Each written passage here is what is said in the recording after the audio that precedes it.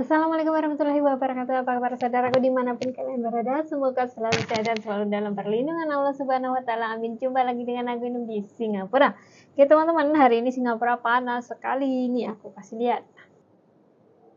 Itu kan panas sekali teman-teman. Hot banget tuh. Panas banget. Tuh, nggak ada yang swimming juga ya. Biasa aku berada di balkoni Kafkadia. Oke, so di video kali ini Inum di Singapura akan share kepada teman-teman bahwa ada mbak-mbak yang lagi curhat kayak gitu ya.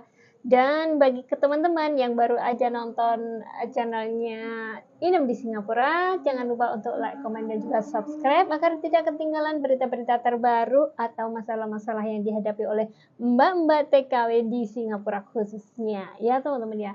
So, apa aja sih curhatan Mbak hari ini? Ya, jadi ini ada curhatan Mbak dari Mbak Violita Rahayu. Oke, dia itu bercerita tentang kehidupannya di Singapura. Dia sudah menjalani kontrak yang kedua. Oke, dan ini adalah cerita dia waktu dia masih awal-awal di Singapura. Jadi, ini adalah nanti buat referensi buat teman-teman juga semuanya ya, khususnya untuk yang masih non atau yang masih di PT-PT kayak gitu ya, masih baru-baru dan berambisi untuk bekerja ke luar negeri. Yang jelas kuatkan mental kalian. Oke, langsung saja cekidot, langsung saja. Oke, aku bacain ya biar nggak salah gitu. Ini adalah curhatan dari Mbak Violita Rahayu. Oke, jadi curhatannya tuh begini. Mbak, aku mau curhat. 6 bulan pertama masuk Singapura, mentalku dihajar habis-habisan. Fisikku pun tak luput dari kucel, dicakar, dipukil, sampai berbekas biru lalu hitam dan menguning. Tapi aku mikir aku adalah seorang single mom, anak 3, butuh nafkah buat anakku. Jadi aku tahan-tahanin sampai terbiasa. Ngurusin orang demensia itu luar biasa. Kuping jadi budak. Tiap saat harus nyari barang.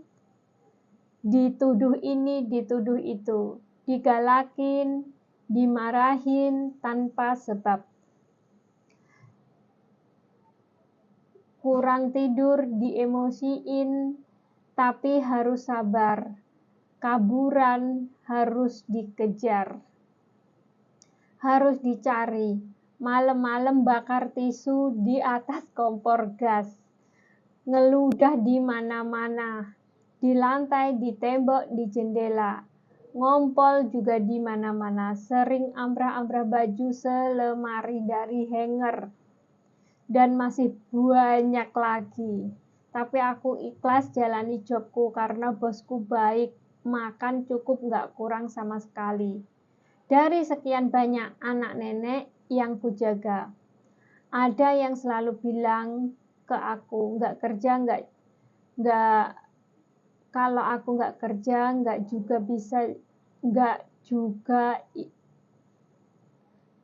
bilang ke aku nggak kerja, nggak juga ibunya, nggak bisa jaga ibunya dengan baik. Astagfirullah, kalau bukan aku yang jaga terus siapa? Jadi ini majikannya ngomong kayak gitu. Yang bikin rumah bersih, nggak bau itu siapa kalau bukan kamu? Yang mandiin, rawat ibuku yang nemenin tiap hari, tiap saat, ya kamu. Yang kasih obat itu aku mbok, ya jangan ngilang-ngilangin aku, cuma bertahan. Oh, maksudnya bosnya ini baik kan kayak gitu. Terus aku sebenarnya cuma bertahan karena lihat beberapa anak nenek yang baik. Tapi omongan-omongan yang bikin down ya hanya dari orang itu, si nenek itu maksudnya.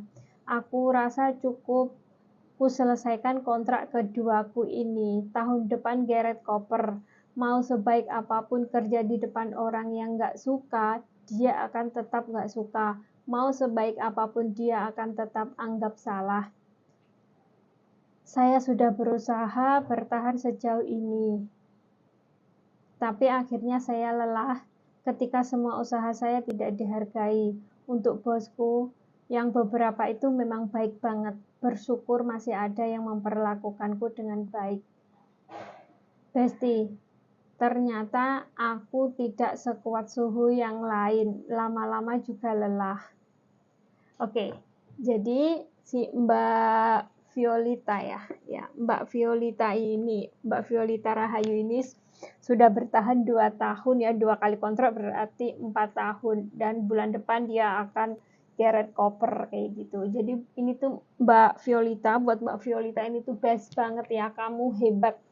Di awal-awal kerja dia yang namanya jaga nenek yang otaknya sudah error kayak gitu, itu berat banget ya teman-teman ya, jaga nenek itu juga berat. Kalau keluarganya mendukung masih alhamdulillah kayak Mbak Violeta ini. Namun udah jaga nenek itu sudah lelah ya, siang malam itu harus jaga ya kalau nenek yang sudah agak pikun ya kayak gitu, itu berat banget. Dan kalau bosnya ini baik ya masih kita bisa bertahan kayak Mbak Violeta ini, tapi kalau kurang meyakinkan mungkin bisa jadi kita nggak kuat sampai kayak Mbak Violeta ini. Jadi intinya teman-teman, yang namanya kerja di luar negeri, apalagi di Singapura ya, nggak tahu kalau di negara lain. Yang jelas untuk kerja di Singapura itu orangnya keras semuanya ya. Kalau mental kalian nggak kuat, kalian bisa down dan kalian bisa kalian bisa nggak betah kayak itu, nggak bisa sukses intinya tuh kayak gitu. Jadi kunci kesuksesan yang utama itu adalah kalian harus bermental baja, harus bisa dablek kayak gitu ya, intinya tuh itu. Lihat aja ini cerita dari Mbak Violeta ya, di awal-awal kerja dia dimaki-maki, dimaki-maki, yang namanya nenek nggak suka ya gitulah ya teman-teman. Tapi dia tetap bertahan dan berusaha memperkuat demi mendapatkan uang, demi menghidupi ketiga anak-anaknya kayak gitu ya teman-teman. Jadi buat kalian yang masih di luar sana, yang masih di PT-PT beranggapan wah kerja di luar negeri itu enak, kalian akan merasakan kalau kalian sudah tiba di negara tersebut, di negara tujuan kerja kalian tersebut ya teman-teman ya. Jadi buat teman-teman semuanya semangat terus dan semoga sukses untuk semuanya, dan ingat kuatkan mental, kuatkan iman ya teman-teman. Semoga sharing dari Inem atau sharing dari Mbak Violeta ini tuh bisa bermanfaat buat teman-teman semuanya, dan sebagai referensi saja ya. Semoga bermanfaat dan cukup sekian. Wassalamualaikum warahmatullahi wabarakatuh.